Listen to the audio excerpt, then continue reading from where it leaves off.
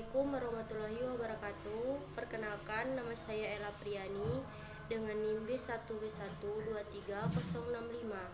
Di sini saya akan menjelaskan tentang pendapatan dan belanja negara. Latar belakang anggaran pendapatan dan belanja negara (APBN) merupakan instrumen utama pemerintahan Indonesia dalam mengelola keuangan negara.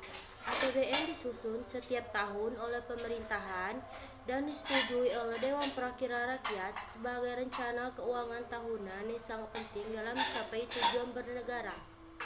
Pengertian anggaran adalah suatu daftar atau pertanyaan terperinci tentang rencana penerimaan dan pengeluaran untuk suatu kegiatan jangka waktu tertentu, biasanya 1 tahun.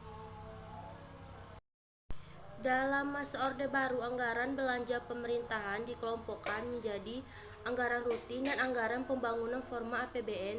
Perubahan baru antara lain untuk meningkatkan transparansi dalam penyusunan APBN, untuk memudahkan analisis, untuk mempermudah perhitungan dana perimbangan APBN pada masa Orde Baru.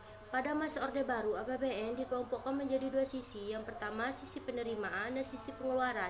Sisi penerimaan dibedakan menjadi kelompok penerimaan dalam negeri dan penerimaan pembangunan, dan sisi pengeluaran dikelompokkan menjadi kelompok rutin dan pembangunan. APBN menjelang akhir masa Orde Baru. Pada APBN tahun 1997 sampai 1998, menjelang berakhir pemerintahan Orde Baru, pos penerimaan dalam negeri dikelompokkan menjadi pos penerimaan dari minyak bumi dan di luar minyak dan gas alam. Penerimaan pembangunan tetap berupa bantuan proyek dan program. APBN masa Orde Otonomi Daerah, sistem penerimaan telah melahirkan anggaran baru. Sistem anggaran belanja dikelompokkan menjadi pos penerimaan dan pos pengeluaran, tetapi pos-pos yang ada dalam sisi penerimaan dan sisi pengeluaran di sisi pemerintahan dan sisi pengeluaran dalam era Orde Otonomi Daerah berbeda dengan yang dianut pemerintahan Orde Baru. Dari sisi pengeluaran pemerintahan dikelompokkan menjadi dua besar. Yang pertama, pengeluaran untuk pemerintahan pusat dan pemerintahan daerah. Adapun pembayaran subsidi yaitu BBM, belanja hibah, belanja sosial. Pengeluaran daerah dibedakan menjadi dua, pengeluaran untuk sama dan penimbangan, dan dana otonomi khusus dan penyimbangan.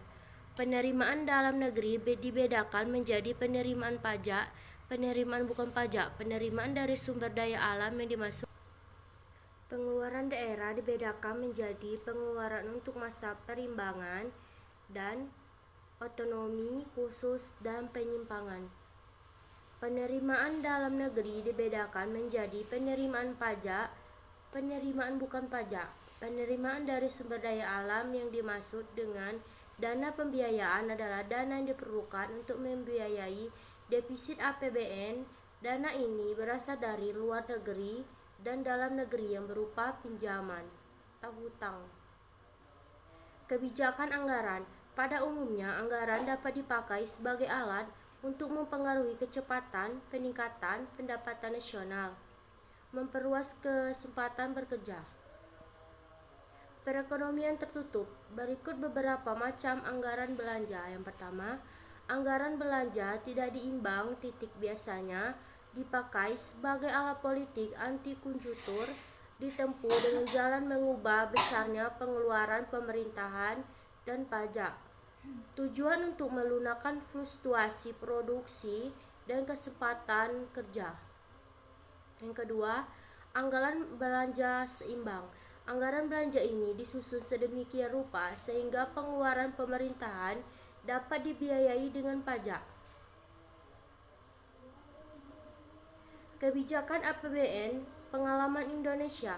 Pengalaman berikut sebelum Orde Baru telah memberikan pelajaran pada Indonesia bahwa kebijakan pembelanjaan defisit telah membawa perekonomian ke dalam inflasi yang sangat parah, sehingga mengalami kemacetan yang diikuti oleh kekacauan sosial dan politik. Tujuan yang ingin dicapai oleh pembangunan ekonomi Indonesia serta landasan kebijakan pembangunan berperan dalam menentukan kebijakan negara tersebut. Terdapat kaitan-kaitan antara lain. Kaitan antara landasan dan tujuan pembangunan, maksudnya ini adalah untuk mencapai masyarakat adil dan makmur. Pola anggaran pendapatan dan belanja negara, pengaruh penarikan pajak, pengeluaran pemerintahan.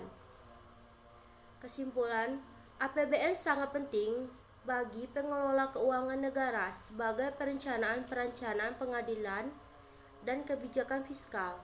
Pemerintah Indonesia telah mengembangkan kebijakan efektif untuk memulihkan ekonomi nasional dengan fokus pada peningkatan konsumsi dalam negeri, aktivitas usaha dan stabilitas ekonomi. Pengalaman Indonesia dalam pengelolaan menunjukkan kemampuan dalam mengatur sumber daya keuangan untuk tujuan bernegara.